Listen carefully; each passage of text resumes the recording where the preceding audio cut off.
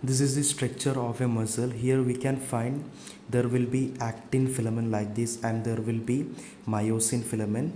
There will be Z line, and the distance between, or the portion between two Z line is called sarcomere, and there will be H band and A band.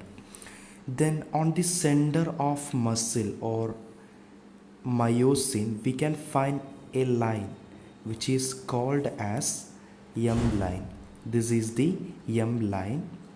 Then after some time there will be a connection between actin and myosin like this, and this connection is called actin-myosin cross bridge. The formation of actin-myosin cross bridge is a stage during muscle contraction, and we are going to discuss the actin-myosin cross bridge formation. First of all, a stimulus will reach muscle through neuromuscular junction.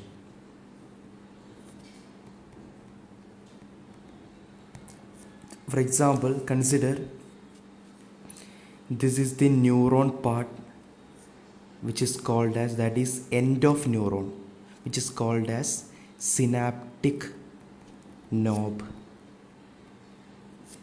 also known as axon end bulb. And this is the muscle part. The receiving surface of muscle is something rough like this. So this is the neuron part and this is the muscle part, and the junction between neuron and muscle is called neuromuscular junction. Through this junction the neuron will pass into muscle. Then during next stage the muscle will release, or the muscle will receive stimulus, and the T tubules, after receiving stimulus, the T tubules will release calcium 2 plus ions. Before going to next stage, we are going to discuss the structure of actin and myosin. First of all, we are taking a myosin. A myosin will be like this. This is the myosin, and on myosin we can find head-like structure. These are the head of myosin. And also we are taking actin.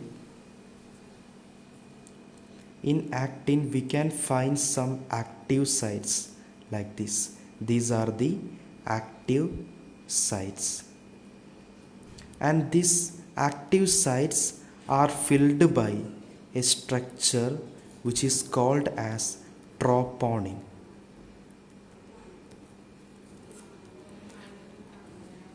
So here we are taking one myosin. In myosin we can find head-like structures. Then on actin we can find some active sites, and these active sites are filled by a structure called troponin. Then we know that after receiving stimulus, the T tubules will release calcium 2 plus ions. Then these calcium 2 plus ions will reach here, and this troponin filled in active site of actin, this is the actin, has higher affinity. The troponin filled in active site of actin has higher affinity towards calcium 2 plus. So this troponin will combine with the calcium 2 plus, and the resultant structure will be like this. There will be a myosin like this, and we are taking actin. These are the active sites of actin. The first two sites are filled with the troponin, but the remaining one is free because the troponin from this site is combined with calcium 2 plus ions, so this site is free. And during this time, one molecule of ATP will hydrolyze, and which will convert into ADP, inorganic phosphate, and along with formation of these two substances, some energy will produce. A part of energy from this energy, we are going to use a part of energy from this whole energy for the binding of myosin with active sites of actin. We know that in myosin we can find head-like structures. On actin we can find active sites. First of all, what is happening here? The ATP will hydrolyze, and which will produce ADP, inorganic phosphate, and energy. By using some energy from here, the myosin head will combine with the active site of actin filament. This is the actin filament, and this is the myosin filament. So this connection between actin and myosin is called actin-myosin cross bridge. So what is happening here? First of all, the stimulus will reach muscle through neuromuscular junction.